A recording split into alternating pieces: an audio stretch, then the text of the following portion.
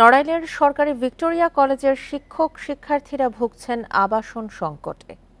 ১৫০ বছরের এই প্রতিষ্ঠানে কয়েক হাজার শিক্ষার্থীর বিপরীতে হোস্টেলের সিট আছে ১৮০টি। এতে পড়ালেখা যাতায়াতের সঙ্গে বাড়তি যোগ হচ্ছে বাসা ভাড়া, যা মেটাতে অনেক শিক্ষার্থীর হিমশিম অবস্থা। ১৮৮৬ সালে যাত্রা শুরু নড়াইল সরকারি ভিক্টোরিয়া কলেজের। সে সময় শুধু উচ্চ মাধ্যমিকে সীমাবদ্ধ ছিল পাঠদান, তবে এখন যোগ হয়েছে স্নাতক ও স্নাতকোত্তর কোর্স। সব মিলে প্রায় ৮,০০০ শিক্ষার্থী, শিক্ষক রয়েছেন ৫১ জন। শিক্ষকদের জন্য কলেজটির কোনো আবাসন সুবিধা নেই। ৮,০০০ শিক্ষার্থীর বিপরীতে কলেজের হোস্টেলে আসন আছে ১৮০টি। এর মধ্যে ৪০টি ছাত্র ও ১৪০টি ছাত্রীদের জন্য।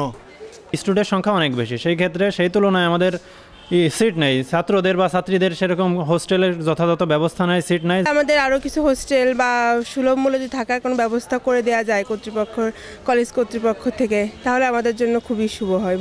শহরের বাইরে থেকে আসা শিক্ষার্থীদের বেশিরভাগই থাকতে হয় ভাড়া বাসায়। এতে খাবারের খরচও হোস্টেলের চেয়ে বেশি। আমাদের পার মান্থলি দেখা যাচ্ছে প্রায় ৪,০০০ টাকার মতো একটা খরচ আছে। তা এটা যদি আমরা হোস্টেলে উঠি, কষ্টটা কিন্তু অনেকটাই কমে আসে। একটা স্টুডেন্ট হিসেবে খরচটা যেভাবে আমাদের থাকা দরকার তার থেকে অতিরিক্ত খরচ হয়ে যায়। এক্ষেত্রে পরিবারের উপর চাপ পড়ে, নিজেদের অনেক ডিপ্রেশনে চলে যেতে হয়। দীর্ঘদিনের এ সংকট দূর করার সক্ষমতা নেই কলেজ কর্তৃপক্ষের। অধ্যক্ষ জানান, আবাসন বাড়াতে এগিয়ে আসতে হবে মন্ত্রণালয়কে। আমাদের এখানে যদি আরও ছেলেদের জন্য একটি হোস্টেল, মেয়েদের জন্য একটি হোস্টেল করা হয় তাহলে খুবই ভালো হয়। দূর দূরান্ত থেকে অনেক শিক্ষক এখানে চাকরি করতে আসেন, তারা ফ্যামিলিও আনতে পারেন না। আবার উইকেন্ডে যে বাড়িতে যাবেন, বাড়িও দেখা যায় অনেক দূরে, এখানে অবস্থান করার প্রয়োজন হয়। তো সেই জন্য শিক্ষকদের জন্য একটি ডরমেটরি হলে খুব ভালো হবে। আবাসন সমস্যা সমাধানে শিক্ষক শিক্ষার্থীরাও সরকারি সহায়তার আশায় রয়েছেন।